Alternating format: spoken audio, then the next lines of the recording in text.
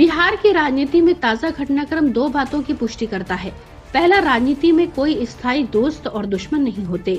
2020 की विधानसभा चुनाव में जनता दल यूनाइटेड और राष्ट्रीय जनता दल के बीच जोरदार चुनावी जंग लड़ी गई। वे अब राज्य में सत्ता साझा करेंगे। भारतीय जनता पार्टी और जनता दल यूनाइटेड ने 2015 का विधानसभा चुनाव एक दूसरे के खिलाफ लड़ा। 2017 में दोस्त बने और गठबंधन सरकार बनाई। दूसरा, मंगलवार का घटनाक्रम इस बात को रेखांकित करता है कि आज की भारतीय राजनीति में विचारधारा की बहुत कम भूमिका है। आम मतदाता भ्रमित है कि क्या नीतीश कुमार अपनी विचारधारा के साथ न्याय कर रहे थे जब वह पहले भारतीय जनता पार्टी के साथ गठबंधन में थे।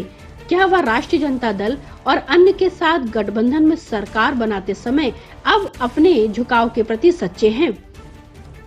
इस बीच राजनीतिक विश्लेषकों का मानना है कि 2024 के लोकसभा चुनाव से पहले राजनीतिक रूप से महत्वपूर्ण इस राज्य में मंडल बनाम कमंडल की राजनीति तेज होगी।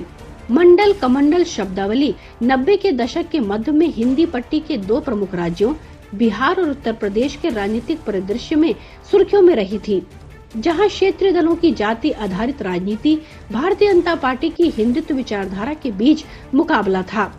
वहीं राजनीतिक विश्लेषक एवं centre for study of development societies के प्रोफेसर संजय कुमार ने कहा है कि बिहार में आने वाले समय में मंडल बनाम कमंडल राजनीति तेज होगी। उन्होंने कहा कि महागठबंधन के लिए बेहतर होगा कि वह मंडल या अपने सामाजिक गठबंधन के कार्ड का 2024 के लोकसभा चुनाव में इस्तेमाल नहीं करे।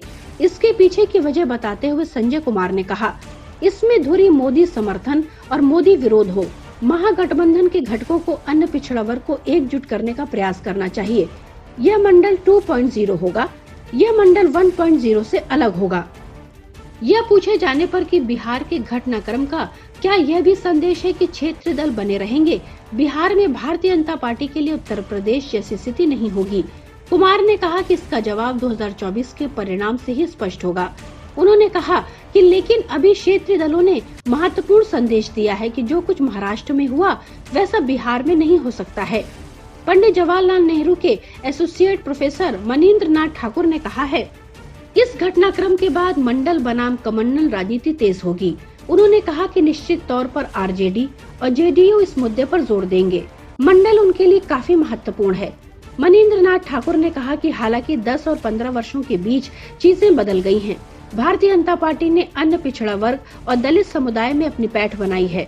ऐसे में आरजेडी और जेडीयू के लिए स्थिति उतनी आसान नहीं होगी। वहीं राजनीतिक विश्लेषक रशीद किदवई ने कहा है, अगर ये गठबंधन तार्किक निष्कर्ष तक पहुंचता है तब बिहार की बागडोर तेजस्वी यादव संभाल सकते हैं और नीतीश कुमार 2024 में राष्ट्रीय स्तर पर विपक्ष की पसंद बन सकते हैं। किदवई ने कहा कि जाति आधारित राजनीति न केवल बिहार में आगे बढ़ेगी बल्कि दूसरे स्थानों पर भी इसका उभार देखा जा सकता है। Bureau report, public news.